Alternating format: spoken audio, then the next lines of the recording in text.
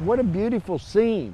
You know, I mean, people don't realize how beautiful the sun sets, especially in March. There are certain months that when the sun goes down, the glory of God, the colors, I mean, who can't believe that there is not a God here? Because this just don't happen, you know. Everything is so different. Every second you see the sun, it's gone. It's down. You missed it. You know, if I get us a late start, I miss it. And so I try to get here on time so that I can see the full beauty of God, the sunset, the colors. And then when I'm running, you know, I just feel that, I don't know, heaven in a way, you know.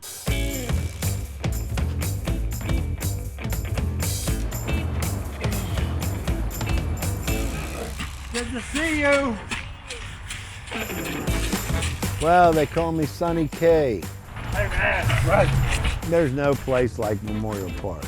You know, I probably come here at least 300 days a year. Hey girl, good to see you. This is what living's all about. To come out and relax and enjoy the beautiful creation of our God.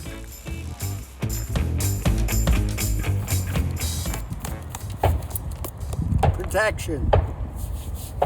I drive about 16 miles one way, and you know, I come over here and I just like to relax, pull my chair out, you know, I reflect, and sometimes I say my prayers here. Yeah, and then I sit out here and I put my music on and I start gearing up what music I'm going to listen to. I am a singer for the Catholic Church every Sunday, and I've been doing that for about 30 years. And so music means a lot, but I'm sort of computer illiterate. I'm from the 50s. I'm one of the last few that probably have a flip phone. And my daughter, she does all my music. I about kill her for her time. We spent hours, hundreds, if not thousands of hours over the past, 15 years working on his music. 60s, 70s, 80s, and a little bit of 90s. I have all of that, you know, and then I just get ready to head out on the trail after about an hour, maybe 45 minutes. So that's sort of the story about getting ready to go out on the trail.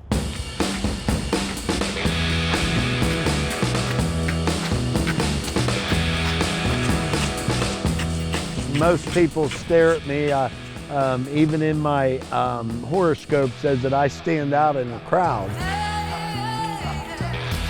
I like to do this, I like to do this, and I have dumbbells in my hands, and I don't understand why people run in the fetal position.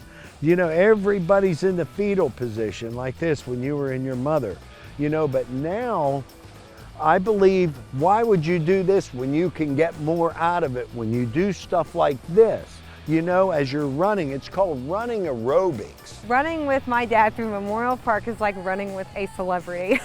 A few feet goes by. Hey, Mike. Hey, Shannon. Hey, Julie. Hey, Johnny boy! It really does put a smile on your face, because part of the reason why we do fitness in public spaces is because of the camaraderie. I try to inspire people. Maybe the way I dress, here comes the man in green. Sonny's been, great inspiration for me all these years, ever since we've been married, ever since we've known each other. And he continues to push me in a good way to exercise and just to push myself. Growing up with my dad was a real motivation to live a healthy life. And so my brother and I grew up doing fun runs, doing every sport imaginable.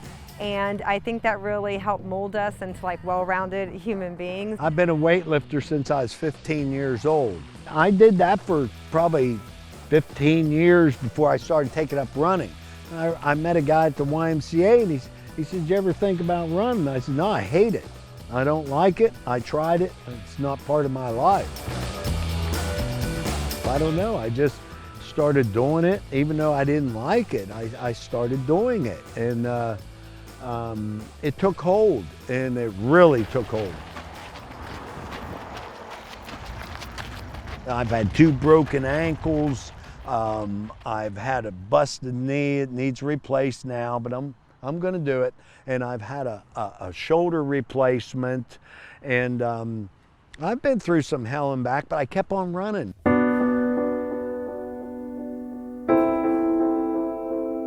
I went down on mile 23 with a heart attack at the 96 the marathon. When we got to mile 23, I went down. I just like lights out, like turning a light switch on. I never knew it was coming. I didn't know that I had a 90% block in the widow. And I was unconscious for 3 days.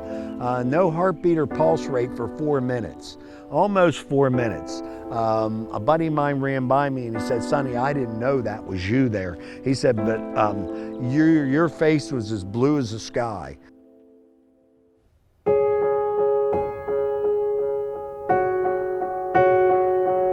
They took me to St. Joe's Hospital. I guess they gave me my last rites, you know, that just in case, you know. So 3 days went on, and finally it's like someone turned a light switch on. Again, it's like, wow, where am I? And I guess God said, "Hey, get down and finish what you started." And here I am today, still working on it.